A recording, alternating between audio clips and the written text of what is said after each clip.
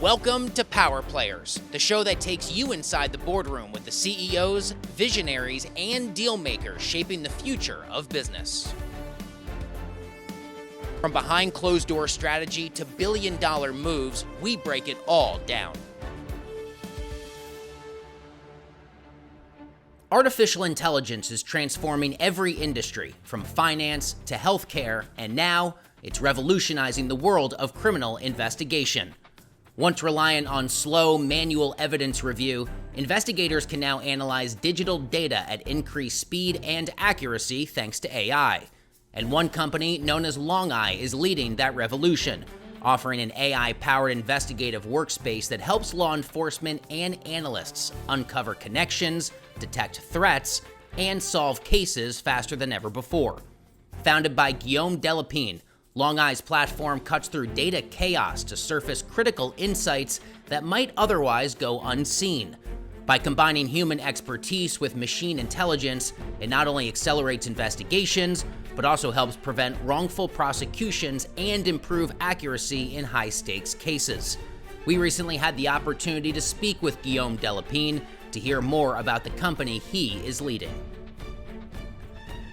Let's go back to the genesis, the inspiration for creating Longeye, what you did not see out there that you felt like needed to be a part of the conversation, and maybe a bit about your background, how that informs the company's mission.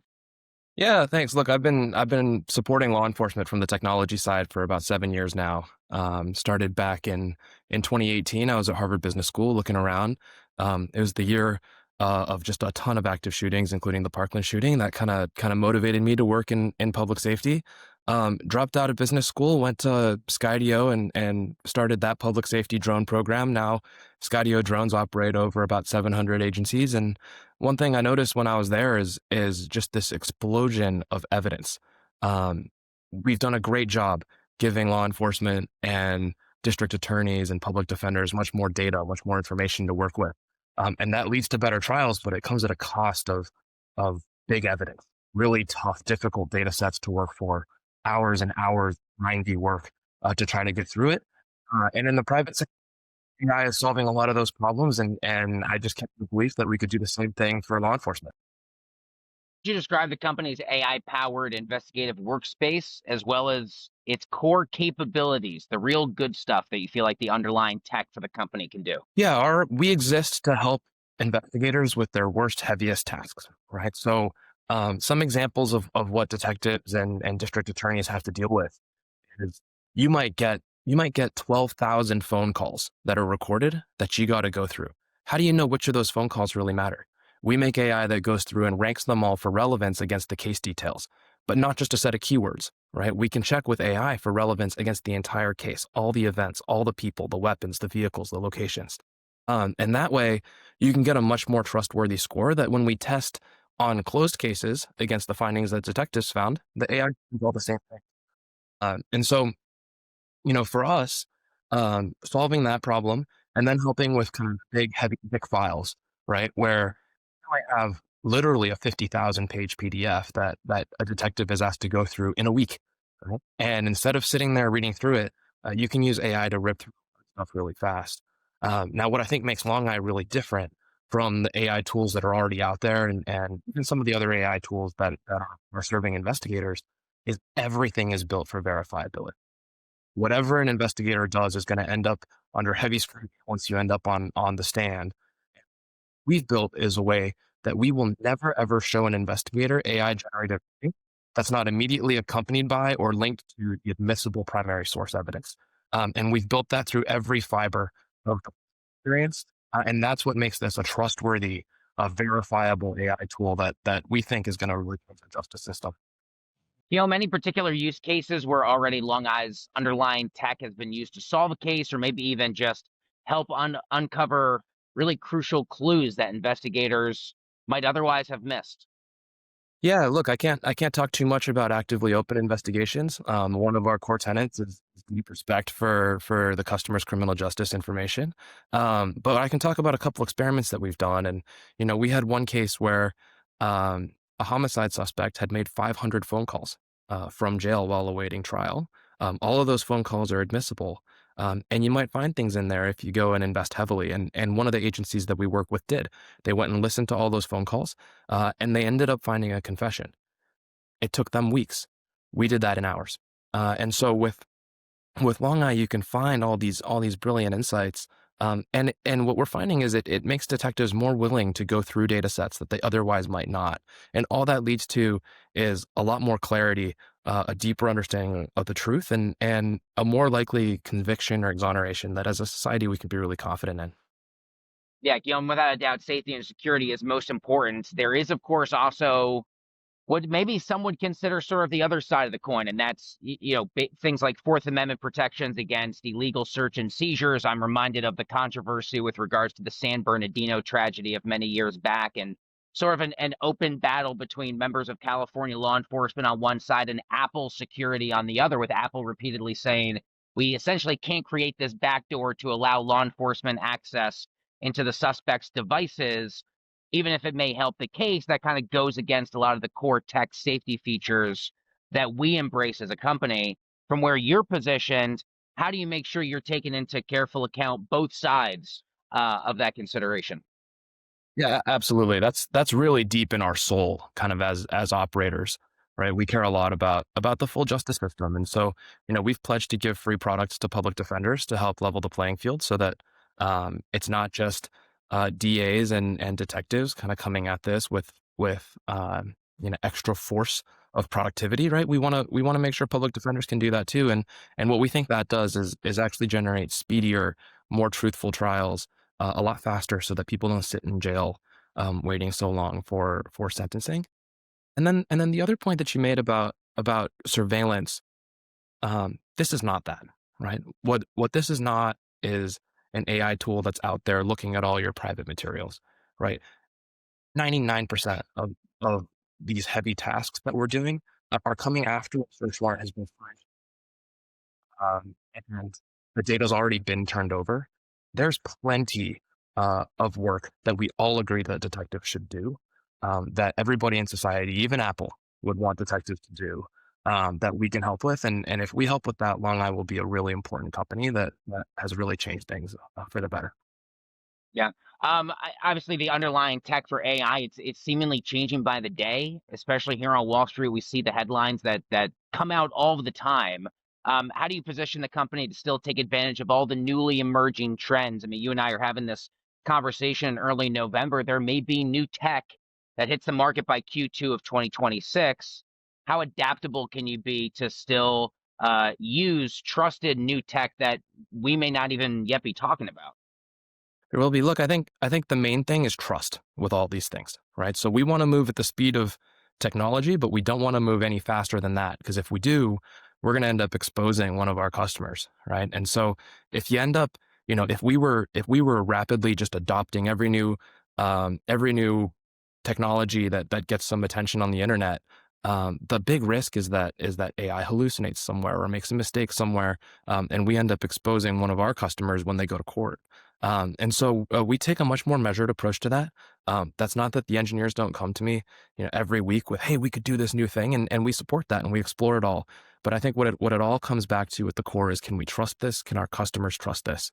And we have a really, really deep, and we're so grateful for the partnership with Amazon Web Services, that helps us with that vetting, make sure that all the security, the compliance, the flow of data, and again, the trustworthiness of the models is squared away before we adopt something and expose our customers to that risk. Guillaume Delepine is the co-founder and CEO at Longeye. Congratulations on all of the success, the underlying really good work it sounds like you and the company continue to do. Wish you the best, and thanks a lot for joining us today, Guillaume. Great to have you. Appreciate it. Thanks so much. We'll be over here working hard.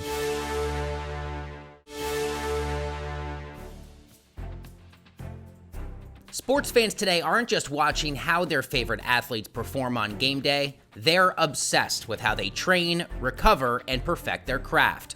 With technology transforming the way players develop their skills, training has become just as exciting as the competition itself. One company leading that shift is Shoot 360, which fuses AI, gamification, and elite coaching to turn the gym into an interactive video game. Founded by Craig Moody and backed by former NBA star Zaza Pachulia, Shoot 360 gives athletes real-time performance feedback and data-driven coaching designed to accelerate progress. The platform's immersive experience is changing how young players learn basketball fundamentals while keeping training fun, consistent, and measurable year-round. We recently sat down with CEO Craig Moody and NBA pro Zaza Pachulia to talk all about it. Craig, let me kick things off with you. What inspired you, the real genesis of all this, to create Shoot 360? What sparked the idea? Yeah, so I'd been a former high school and college basketball coach, and my kids were starting to get to the level of competing more at a higher level of club basketball. I just realized how hard it was for them to find gym time. And then one day, what actually sparked this for me was my oldest son was in our house playing video games with his team. It was a beautiful day. We had a court outside, and I said, "Why don't you guys go outside and play?" And they said, "No, we'd rather play video games." And so I looked at my wife and said, "Wow, if we could create a gym like a video game, we'd have it made." And that was the original way that it kind of sparked. That resonated with me for a while. I knew about some of the emerging technologies that were in the market. And so we took those and built a prototype and ultimately put them in a video game while they were training. That's amazing. Zaza, how about your perspective? What made you want to be involved with Shoot 360? And I wonder, when you look at the tech, do you sit there and say, I could have used that in my training, despite the fact that, by all accounts, you had a pretty incredible career yourself? Yeah, my first impression, JD, was like I was very mad at Craig. I said, "Why didn't have this technology when I was playing basketball? When I started playing basketball, it was so cool actually when I entered in the gym." Obviously, I'm based in San Francisco Bay Area, and back then we didn't have any Shoot 360 gyms here, so I had to travel to LA, quick trip, 1 hour flight, and I was supposed to fly back in 3 hours in the same day. I just want to, check it out and, have enough time to get to airport and, no bags need to be checked or whatsoever. So I missed my flight because it was so entertaining. And it was so interesting. The time flew so fast, JD. I was like, and then when I look at my watch and I saw like my flight was gone, I said, "Wow, this might be something big here," And then I start connecting the dots. I said, like, I was enjoying it. I was already a retired basketball player, so it's perfect for people like me who loves this game, who loves basketball. And I have kids, 4 kids myself, and 3 of them are playing basketball. So I can imagine for how great this can be for the kids. And I started looking at this opportunity from different angles, and I say, what, that makes total sense. And I think Craig and the team done a phenomenal job to be creative and to adapt to the reality. This is exactly what this youth and generation needs. When it comes to gamification, technology, science, when you combine all together, and give the kids the opportunity to be as efficient as possible, and then try to follow the Steph Curry's footsteps, right, to become a great shooter. Yeah, without a doubt. Craig, walk me through what this looks like for someone who has not seen the technology, has not been to one of the locations. What does it actually look like if I'm interested in developing my basketball skills kind of off the court with this gamification? What can I expect? Yeah, so we divided up into shooting courts and what we call skill courts, JD. And when you come in, you'll schedule for an hour with us, typically a half hour of what we call skill work, which is passing and ball handling. And it's on a big screen. You've got a big screen in front of you that's 8 foot high by 10 foot wide, and you can pass the ball against it. So you're doing virtual drills with trainers, and then you're doing different kind of competitive drills as well, where you're competing against other players in real time. Um, so you're working on your passing left hand, right hand, your ball handling right hand, left hand. You're working on reaction time. You're working on accuracy. You're working on decision making. You're working on all those aspects. And then on the shooting court side, we bring you in and there's a big screen above the basket that's guiding your workouts, and it's giving you real-time feedback on all your metrics and providing that data in real time back to you. So essentially, people use the term muscle memory. In real time, we're showing you where to correct so that we say it like this, you're getting better faster. So if it took you 10 years to become an elite shooter, we're kind of shrinking that down to 2 or 3 years, where kids are seeing and players are seeing really fast progression. That's one of the reasons why, 29 of the 30 NBA teams are using the tech, because it's making them improve it faster. Zaza, what would you say, being the basketball player that you are and you've always been, what are the key analytics in terms of development you get from something like this, the feedback, the personalized performance data, and how important is that data to becoming a better basketball player?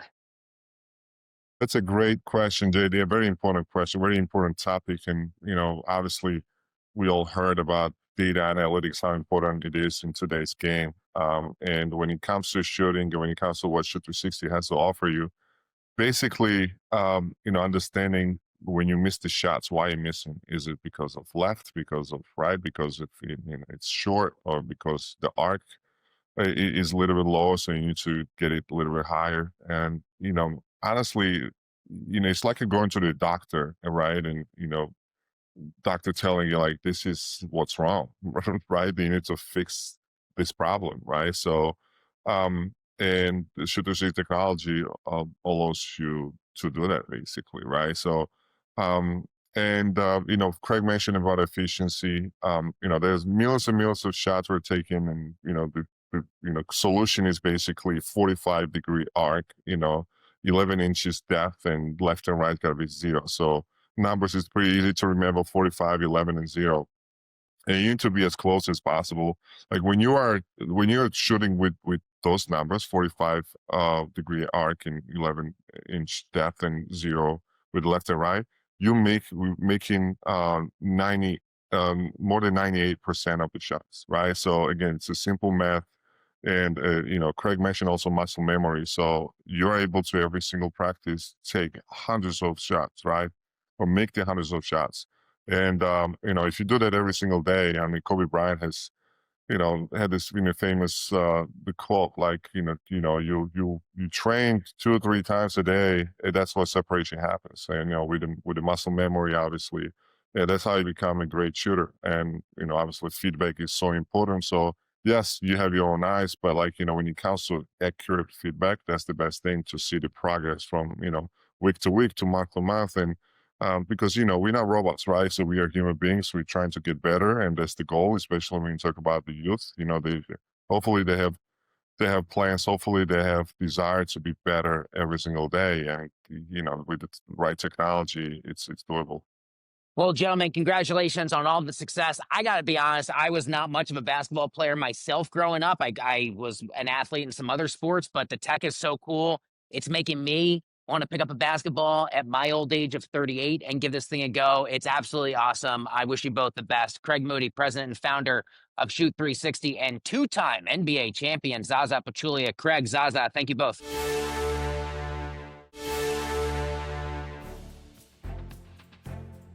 Smarsh uses AI to help organizations capture, analyze, and protect their digital communications across platforms like email, chat, and social media. Its tools identify compliance risks, detect potential misconduct, and streamline regulatory reporting for financial institutions and large enterprises. By automating oversight and uncovering hidden insights in huge data volumes, Smarsh helps clients stay secure and compliant in an increasingly digital world. We recently spoke to Dera Nevin, Managing Director, Digital Insights and Risk Management at FTI Technology, to talk about adopting these new technologies. This segment was sponsored by Smarsh. FTI Technology has so many experts in this field. You guys have so many people who've been working for so long, dealing with all of these risks. You now have so many new types of digital risks. So tell me more about these digital risks and how the team works to really combat those risks. Good. So you're right? With the proliferation of data, new data sources, new data platforms, and new uses of data, there are a host of new risks, from cybersecurity to data misuse. But also with the integration of data, People can have access to data in new ways that are continuing to evolve, whether it's through the implementation of AI and agentic AI, where systems and applications are having access to data that they might not have had access to before. We help organizations understand their landscape. Some of the biggest challenges are really the scope and complexity of the legacy platforms and helping companies move into modern platforms, often in the cloud. So taking data that has been in legacy systems on premise and move it. Companies are accustomed to keeping data forever, for a very long time. And with the volume of data and now also the cost of storing that data, companies are having to rethink those strategies. And where a company is moving that data into a new platform or into a new application, there's an opportunity for them to implement some destruction, organize the data, clean the data, and repurpose it for new uses. And that's the opportunity, is really looking out at the data landscape, understanding the new potential uses, and taking advantage of some of the modern technology platforms that are available. And when you take advantage of those new platforms and all of these new systems, how do you help the IT people now work and communicate better and also work through all this with the legal and compliance teams? Yeah, that's where FTI technology really excels. We have people that can bridge that divide between legal and compliance or risk and IT. Often those groups speak different languages. They have different KPIs and different interests, and we help them develop a shared strategy for success that can manage the risk. We can also help define business requirements, define technological requirements, and also help them really understand the future state and the opportunities, what now is possible that might not have been possible before. And we've talked a little bit about using AI. Tell me a little bit more about how AI is now transforming maybe compliance, other monitoring, all of that risk management. Tell me more about that AI part and kind of the part that you find most exciting about that. Yeah, so I think the most exciting thing really is the capability of AI in various flavors to cut through so much data quickly. And it's really the opportunity to do more with less and to do so more intelligently. So instead of just using a policy of keywords or rules, you can start to really work with AI to understand the context of the data and to reduce the false flags, the false positives, and to really help people shape their understanding of the data landscape and focus in on the real risks, helping companies to mitigate them or to better understand where risk is evolving to implement proactive risk mitigation measures. And when it comes to AI risk and governance and all of this, what are the biggest challenges for companies using AI, maybe places to be cautious about, really things to focus on to make sure it's being implemented in the right way? So I often say that AI governance really involves three separate but related strands. There's the governance you need to put in place over your data. Where is your data? Who has access to it? Is it clean? Is it ready for AI? Does it continue to have the context that the company needs when they start to integrate AI into their operations? There's governance over the model. Is this the correct model, the correct algorithm, and is it performing in the way that is intended? And then there's also the governance over the use, not only how humans are using the AI, but increasingly AI is agentic, meaning it self-actuates. And do companies have a good understanding of those use cases and how those are evolving? And do they have the right controls in place? So exciting and so many things to think about. Thank you so much for being here today. You're welcome. Really Thank you so much. appreciate it. Thank you.